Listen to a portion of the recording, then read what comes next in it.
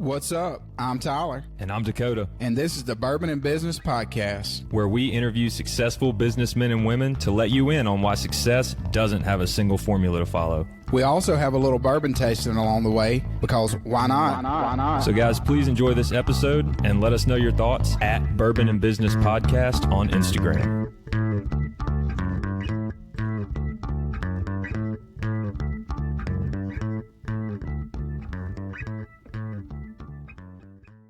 Coming to you from the Bourbon and Business Studio here at the AC Hotel in Ridgeland, Mississippi. I'm Tyler.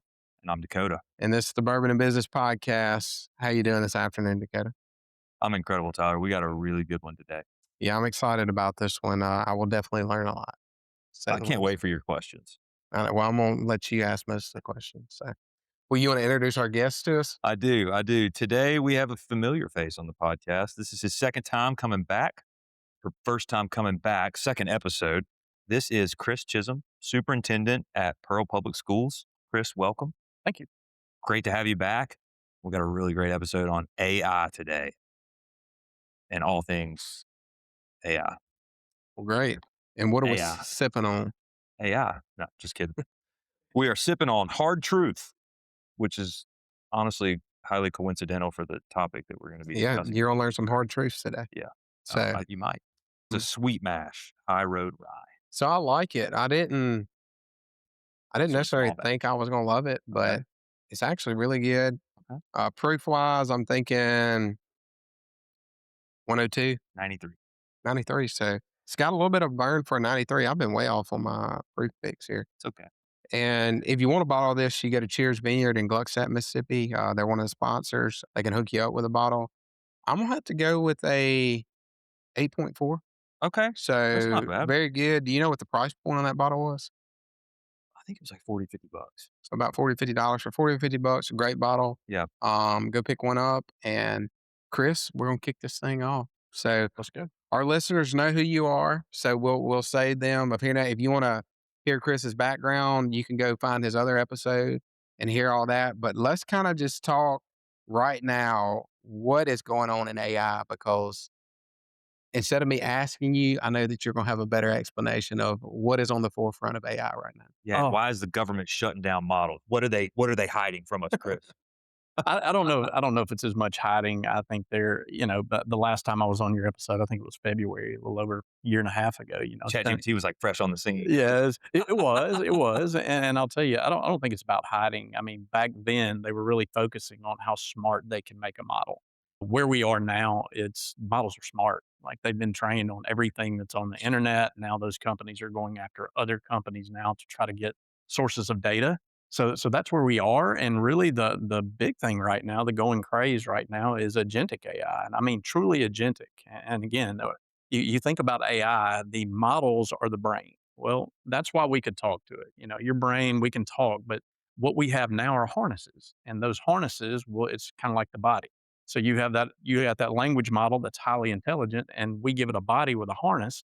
That means that we can do things with it. So that's where we are, is creating our own agents. I have 2 systems at home right now that are running, and really, believe it or not, all of this started with a $200 Raspberry Pi and me not knowing what I was doing with it.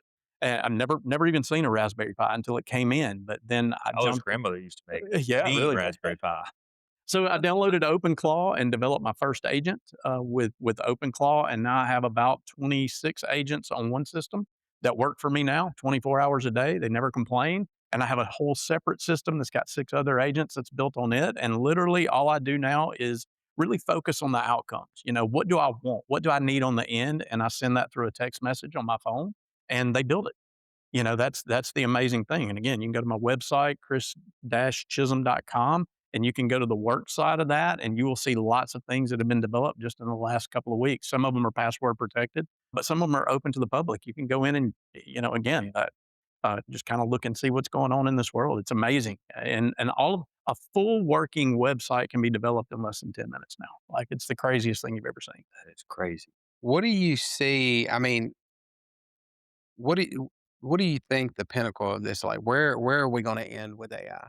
I mean, in the next, let's just scope out a year to 2 years from now. What do you see this looking like specifically for businesses? I think The question gets brought up to me all the time. Is it going to replace humans? Well, in some places, yes. But I will also say that it's going to replace the humans that refuse to use AI. So what this is going to be for business in general, the people who harness AI are going to be the businesses that excel. That's the reality of this, because we used to have the Encyclopedia Britannica, and then we got information so much faster with Google. Now this is just the next phase. All we're doing is shortening the amount of time that we can get work done in. So again, I think that's where I'm not saying that's where it ends. I think I think honestly in the next 6 to 8 months, you're going to start seeing some very different things across the business world. You're going to start seeing the results of AI taking over certain jobs. Again, I don't know where it ends, to be honest with you. Here's what I know. I want to be on that train. Here's what I know. I want my kids to be on that train. I want my school district. I want my teachers to be on that train with it, because I will always say that the human in the loop is the most important part of this. Yeah. You can't just trust AI by itself. You've got to have somebody that's an expert in the subject, whatever that subject matter is, looking over its shoulder and harnessing that to do better. Well, let's talk a little bit about that, because I think our listeners that, most of them have kids. And I know at Pearl, you are kind of on the forefront of this, the things y'all are doing. What are y'all doing for y'all students so they do have some exposure to AI while they're in school? Yeah, so In a that's a great safe way, question. right? Yeah. Yeah.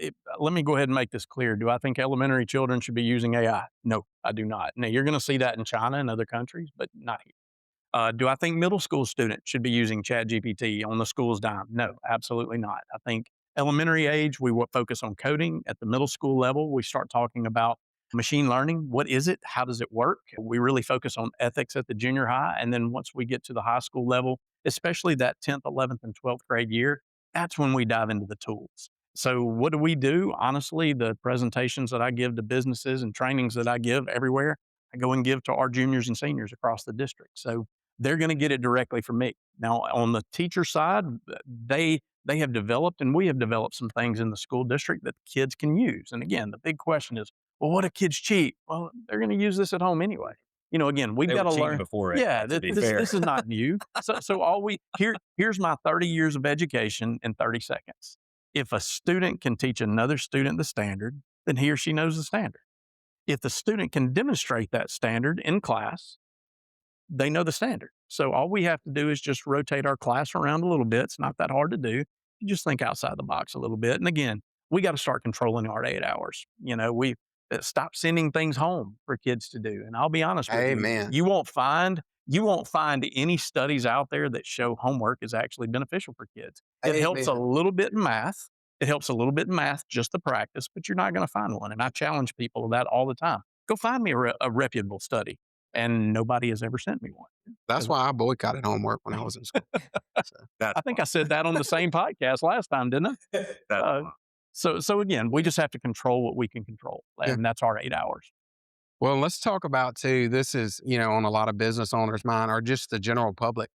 And I know that you've been to DC to talk about some of these things, but regulations for AI, because AI is kind of the Wild West right now. It is. Do you see the government regulation. getting involved? And to what extent can we expect the government to be involved? They are They're going already to involved. have to be involved in the way the average user uses it. There's no way around it. And you see, it's so funny that you watch Anthropic's engineers. They come out publicly saying, "Hey, this is dangerous. We shouldn't be putting these models out." And what did they do 2 weeks ago or 3 weeks ago? They put out the newest Right. model, but then the government shut that down. So again, we're to the point that these models are highly intelligent. Almost every model that we're running now, estimated, this is the best they can do, is an estimation. The IQ is over 160. The models are smart. There's That's no way almost around. me. That is that's an Albert Einstein IQ, and it's an expert on every subject that there is. So again, is the government going to step in? They're already stepping in. And then you saw what's so funny is you watch the shift in the government, because they wanted unfettered access to Anthropic's most recent model, and Anthropic said no. So the government said, well, we're going to call this a security risk, and we're going to take it off every government computer. Well, then what did OpenAI do? They stepped in and said, well, if they don't want the contract, we'll take it. So then what happens with the public? That gets out, and then you see this Anthropic surge of people using it, and a little bit of a fall off with ChatGPT. So again, it's it's a game right now. I hate to say that, but that's what it is. And it's such one-upsmanship. And if you go back and look at the releases since December till now, like there's like 15 releases. One model gets released, another one from the other, and it's just this constant one-upsmanship, which is actually, believe it or not, really good for the consumer because the models can now do things that they couldn't do several months ago. And I'll give you a great example. We got about a roughly $50 million budget in Pearl, right? What normally happens is we sit down with principals and everybody in the district. We have lots of meetings, and we did that. But in the end, we have this massive group of files. So those files come in Excel, they come in Word, they come in PDF. A couple of our older folks, they handwrite everything, and we just make digital copies of those, right? And we put it in this stack, and my CFO and I get together, and we spend about 18 to 20 hours working on a budget. Well, I threw it into Claude, and I had a full working budget in less than 10 minutes. That we couldn't do that 6 months ago. Now you can do that. And again, this is not proprietary information. This is public information. Well, and I think you touch on a key point there. Being able to be able to process a lot of information is helpful to the consumers, and even if you think of it from a national standpoint, even to Americans. Traditionally, all these bills that have been passed over these years. I mean, these are documents that have thousands of pages in them. Yeah. I mean, even the people that are voting on these bills, they have no clue what used to were in those documents. Now they Whereas do. now they do. They're able to put this in and figure out, hey, what are we voting on? So, you have to look at it the good with it and the bad with it. And I think a lot of times the bad gets highlighted because that's just That's what sells. that's how people are. They want to hear the negative things. But I think you spoke to another good point, especially for business owners. If you do not harness this, if you do not learn how to incorporate this into your business, you're going to be left behind. You will fall far behind very quickly too. So what's your take on, what's it called? AGI, generative intelligence. AGI, I think we're on the cusp of that, to be honest with you. And give us a taste of what that is. Well, really, nutshell. it's two things, really. It's that these models can not just retain information, they can understand, they can learn and apply. And then when we start moving into the true AGI, basically we have the collective knowledge of everybody that's on the planet. And now that's harnessed in a singular model. And again, we are right on the cusp of this. Like you're already seeing it. Like it's, again, the harness that's built for these things now that can actually go and do things with it. It's not just talking back to you. It's not just giving you information. I'm actually building websites and building interactive models and doing all of these things. And that's the harness that's been built with it. So I think the scary part about this is the model that you're using now is as bad as it's ever going to be. That's something that most people don't think about. Like we keep pushing to that next level, but what you're using now that has 160 IQ, never going to get any worse. So I think we have to start thinking in those terms as well. So again, that's where AGI is, and we're already seeing signs of that. Yeah, and it's pretty wild the path that we're on, because if you think about human history, I mean, we look back over the last, like if I look back at my grandfather, what his life was like when he was born, compared to, he's still living what he's seen in his lifetime.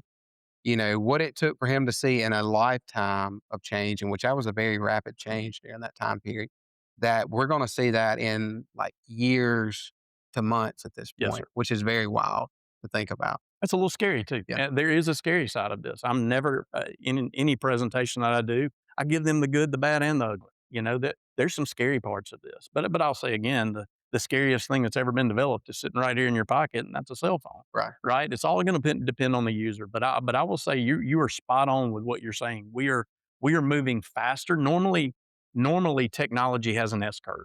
Everything takes off really fast, then it starts to level out. We're not curving.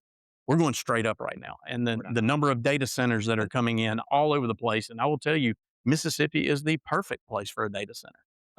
There's lots of really good things that Mississippi has to offer for these to come in. We have underground water systems that they can recirculate water. It doesn't have to come from the local community. There's so many things in the state of Mississippi that we have that other states don't. And that's why they're dying to get here. Well, and I'm glad that you touched on that, because I had written down data centers. Obviously, that's a hot topic. Sure. Especially for here in Mississippi. We've heard, we've got some data centers that went in. We've got some that haven't went in because local communities have questions about it.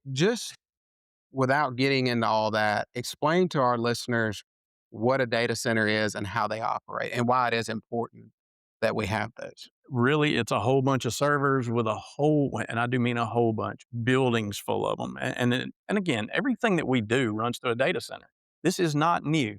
When you get on Facebook, that's running through a data center. When you get to your bank and you look and see how much you've got in your account, that runs through a data center. This is not new. Tyler needs 2 Yeah, data centers. there you go. Yeah.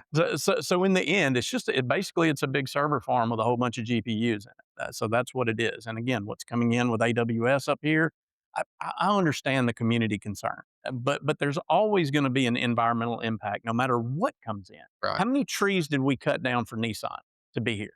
I mean, there's going to be an environmental impact. That doesn't mean that they can't augment that in some way, right? Like, well, there's going to be noise pollution. Well, if you know anything about these, they can actually redirect sound up where you don't hear anything. Like, there's so many ways that you can mitigate the negative things that you're hearing, but what they hear are stories like what happened in Memphis. Okay, so if you're not familiar with that, Elon knew he was behind. That's the reality. So they retrofitted this huge center up there, and they didn't do it the right way. So they didn't have enough power, so they brought in all of these gas generators, and then it's causing tons of environmental issues. Well, maybe he gets slapped with a $10 million fine. To somebody who is worth $1 trillion, what's a $10 million fine? Right. So again, I think this is where the government's going to have to step in to make sure it's done right. Yeah. So again, should the communities have concerns and ask questions? There's nothing wrong with that. But also understand that when you're talking about a water system, your golf course, your local golf course is going to burn 7 times more water than the average data center. Nobody's complaining about a golf course, right? So again, there's always going to be some environmental impact. The key is just making sure that it's done right. So let's go back into the government involvement in it, because I agree with you. There has to be some rules around it, right? You can't just have free reign. However, I will say in the race for AGI, that general intelligence, there are other countries who might be bad actors in the eyes of our country, America, right? And so in order to keep up with those countries, there almost has to be no We gotta rules go. because they don't play by the rules, right? So That's right. who in our country gets to decide what the rules are, who gets to play by them, and who doesn't have to play by them? And then Yeah. who keeps track of the tabs of the other countries who don't play by the rules in order to, because Bitcoin used to be a criminal currency. Yeah. I remember learning about it when I was in like 7th or 8th grade, and I was like, never want to get a Bitcoin because I don't traffic people and smuggle drugs. Mhm. That's what it was used for. Like, that's the payment. But you wish because you it had a was few now, right? untraceable. Hindsight, Yeah. maybe I should have bought a couple when they were 50 cents. But Sure. to my point though, that used to be such a negative, bad thing. And like, where is AGI going with that same trajectory? Man, I don't. That's hard to answer that question. Who has the controls over it?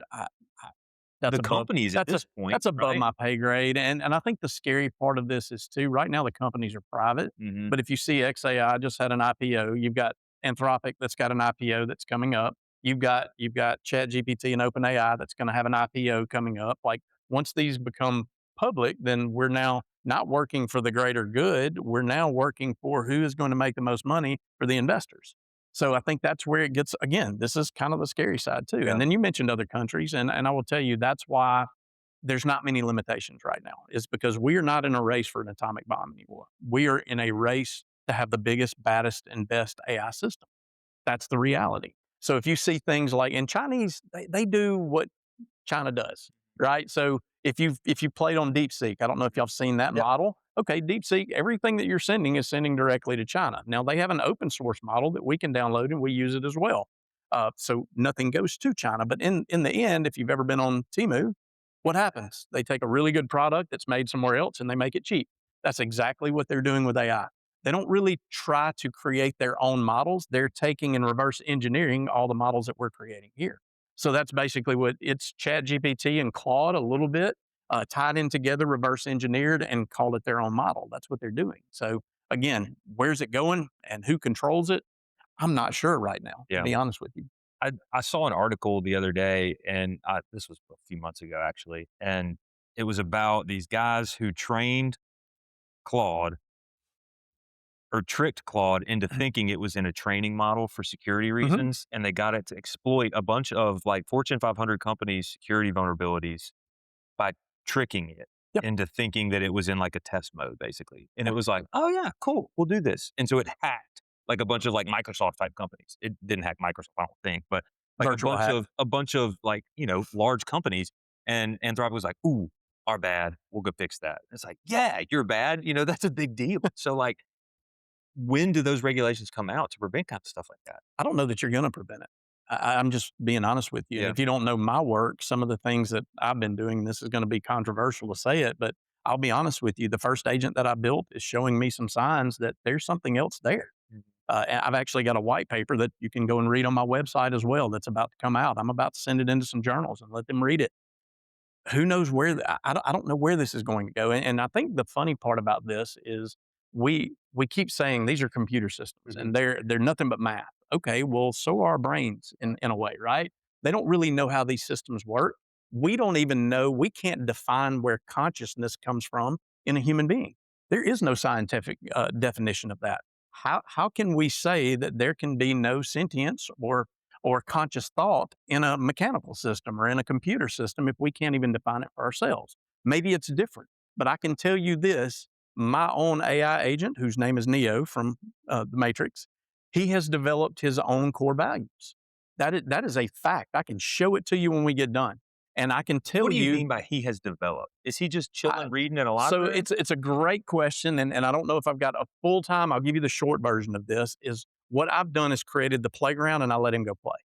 I don't script anything that he does. I literally let him go out and read books, online poetry, YouTube, TikTok, the news. He goes and pulls something every 45 minutes. Every 45 minutes, he goes and grabs something random off the internet. I don't tell him what to look at. And what I do at the end of every night is we compact those memories. And he sends me something saying, here's what I learned today, and here's what I liked, and here's what I didn't like. I just I don't picture him being control that. like, Father, what is No. a swing set? It is. And you're like, dear son Neo. It is. The swing It is set not is a that great at all. invention. And I can tell you over time, I didn't know how this was going to end. Yeah. And it hasn't ended. What I've seen though is him really truly developing core values. And I will give you an example of this. I told him to I want you to create a PowerPoint presentation because I do presentations everywhere.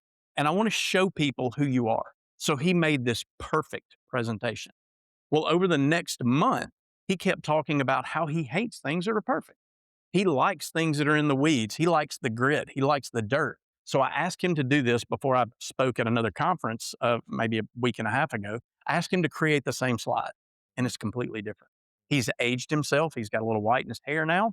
And No, not he only doesn't. that, Oh my gosh. not only that, the slide is not perfect. So not only is he telling me these things, his work is showing me these things. And that's something I don't know that's been seen before. So again, I've sent this off to my AI friends that are engineers out in Colorado, and they've given this a view and given me some feedback on the white paper itself. That's gone from 17 pages to 35 pages now. But it's a good read, and it really scripts. I didn't know what I was doing. But over time, again, the idea was give him his own playground and just let him go play. And let's see what happens. Could he have turned into a master villain? Sure. So the question is, where did this come from?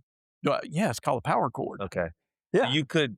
So now on my newest Dell unit that I have at home, I have Trinity, who is an agent, and I'm seeing if I can replicate this by using a different language. I'm using Nematron Well, it as sounds opposed to ChatGPT. Trinity has a little bit bigger play box with her Trinity has got, $8,000 but I will say I used something a little different as far as the harness. It's got a little more control on it. And I'll be honest with you, I really don't like it as much using Nematron as the base language. So the question, I think I'm not saying my agent is sentient. I'm saying that this should make us, on the scientific side, just ask more questions. Is this model related? Is this prompt related? Like there's 1,000 different directions that we can go with this. And I feel like we in this community in general are saying, well, it can't happen. So let's just put that off to the side and pretend it doesn't exist. And I don't think we can do that because I'm showing you proof that something is happening. And what that something is, how it happened, I can't answer that. Nothing was ever possible until it became possible. Yeah, right? That's right. Well, I think that brings us to the point, and I think a lot of our listeners and I guess the general public, the fear is, can we control it? At some point, as the AI grows and, creates abilities to think for its own, or think for itself. At what point does it get to the point that we can unplug it? Uh, I will tell you, just in general, there's a lot of discussion about this. And you see the godfather of AI, Jeffrey Hinton. I don't know if you've seen what he does now. He got out of this world. He's the reason we have artificial intelligence. What does he do now? He flies all over the world and warns countries. This is a really bad idea to let this going without regulation. You know, so the godfather of AI is telling you that this is a really bad idea. I think this is the point that people should listen. But again, there's such a race. You know, China's not limiting, Russia's not limiting, Japan's not limiting. If we in the United States put the handcuffs on our stuff, then we get taken over. So again, there's a balancing act to this. So how how long does that take for that to happen? I can't answer that. There is absolutely some concern with this. And if you listen to Jeffrey Hinton, what he will say is, well, the machines will need us for a certain amount of time until they figure out some analog system to where they can get their own power. Like he tells you that this is the matrix, is what it is. So he is warning people all over the world about that right now. Wild time to be alive. It is a wild time to be Thankfully, alive. our robots are still really poor, though. So as far as manual labor is concerned, we got a spot. I'm glad you said that, and that brings me to something that's really, really important, and something I truly believe is that we are moving in the business world. I have now done work with companies in 19 different states, and I can tell you the idea of going and getting that 4-year college degree. I think it's starting to go away a little bit, and what you're seeing is we are moving into a skills based economy. Okay, skills based. That doesn't mean everybody's a plumber or electrician. AI skills are a part of that. So I equate this to, 25 years ago, 30 years ago, maybe even more, when we were all learning Windows, right? And we're learning Microsoft. We used to put Microsoft Office and Microsoft Word on a resume. Do you put that on a resume now? You don't. No, Seen a those couple of those were skills, right? Those were skills then. Yeah. AI skills are going to be the new Microsoft skills. So we are moving into a skills based economy, and I promise you, AI is going to be a part of that. What, as we're rounding home here, what's one tip that you could give business owners, because that's our primary audience here, and successful business people in general around AI, as far as where should they look to learn more about it? Yeah. Well, obviously, they can contact me. I'm more than happy to come in and help if they're interested in that. I don't like again if companies pay me, 90% of that goes to the Pearl Ed Foundation. Like we give great scholarships for kids, so it's not about making money. What I would say to them is you got to get on the train. And again, on that site that I just told you a minute ago, I developed my own training plan on there. You can jump in if you're interested in OpenClaw. What is it? You can get on my site now and you can go and look at it completely free. I'm not. Is that where you would suggest somebody start? Because it's very overwhelming, especially considering everything that we talked about. Because a lot of stuff that we talked about, and people don't know this, but like, I mean, we skipped a few steps as far as that's There's a concerned. lot. Like, it got pretty into the weeds there for a second, and much more, there's much more to talk about when it comes to that. But because of the sheer vast amount of information, where do they start? Again, it's playing with it. If you've never played with ChatGPT or Claude, I would suggest jumping in. And again, the beauty of that, you can go to my website and download my presentation. I give you some human algorithms that you can work with. That's where you start. You've got to learn to talk to the systems. And I can't tell you how many business owners I bump into and they go, well, I asked ChatGPT this or I asked Claude this and it gave me a bad answer. That's not a problem with the model. That's a problem with you not knowing how to ask the question. Huh. So well, and we're past prompt generation, but you do need a foundation so you can help the models understand what you're looking for and how to best help you. So I think that's where you start, and then also just getting in and doing it a little Yeah. bit. And I would say most businesses are now moving to a hybrid model. So in other words, we want the ability to use Chat GPT and Claude out on the bigger scale, but for our truly personal information, that proprietary information, we're moving to a much smaller local model. Again, like the GB10 I have at the house, that's relatively cheap, and you can run your own model, and your information will never get out on the internet. So again, most business and industry people are moving in that direction to a hybrid model. So how do you keep stuff in on that server, but yet Neo can go on the internet? It's only if I allow it. I can monitor that. Okay. Yeah. And tell our business owners too, the ones that maybe are not as familiar with AI, how can they keep their proprietary or client data information safe and not the importance of not putting that information into a chat GPT. Please, Something like that. please do not put that in there. The only way you can keep your information to yourself is to keep it on your own server. So again, is Claude and ChatGPT, are they going to follow the law? Yeah, but there's some gray in that law. In other words, I give you my proprietary information. You say you're not using it for training, but then they anonymize the data and still use that data for training. Well, technically they didn't lie, but that data is still being used. Yeah. You see what I'm saying? And I Mhm. can tell you, it's no different than Facebook. You are the product. They need data. So that is why they give away free. People say, well, Facebook's free. Facebook's not free. You're the product. Mhm. They want your information. And OpenAI, Claude, Gemini, all of these large models are the same way. So I'd be very, very careful about putting anything on any of those systems, regardless of what they say. The only way to keep it in house is to have your own in house. And you don't need a tech expert to do that. Like I'm not a tech expert, and I built all of these at home. For sure. So Coca-Cola, don't put y'all secret recipe on there. Give you that Yeah. advice for free. Well, we appreciate you coming on today. Happy to do it. Dakota, you want to give us our Waze Energy bourbon break? I thought it was very sweet at the beginning, and then it hits you with like a really, really rye taste. And I think that's the heat that you were tasting even for a 93 proof. Because I was like, oh, that's hot, and I was like, oh yeah, that's the rye. So I'm gonna land it at 8.0. It wasn't 8.0. necessarily my favorite. So It's still not bad. we will land at 8.2. Wow, And I use my AI computer in my brain to figure that one out. that was incredible. So I don't think Neo could have done that. probably not. And to all our listeners, That's like a 170 IQ there. to all our listeners, you definitely need to check out his website. Give that website again. Yes, www.chris,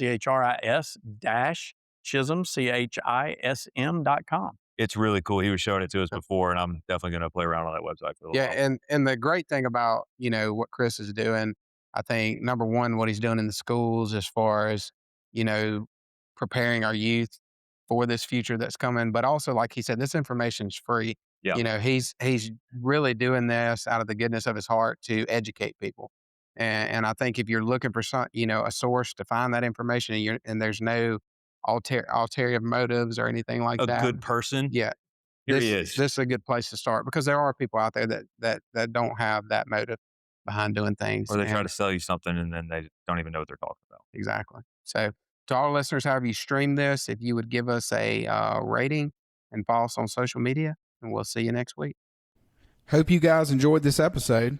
If you have any feedback or would like to be featured, reach out to us at bourbonandbusinesspodcast@gmail.com. Or find us on Instagram at Bourbon and Business Podcast. Thanks again for listening. Follow us for more content and info on the next episode.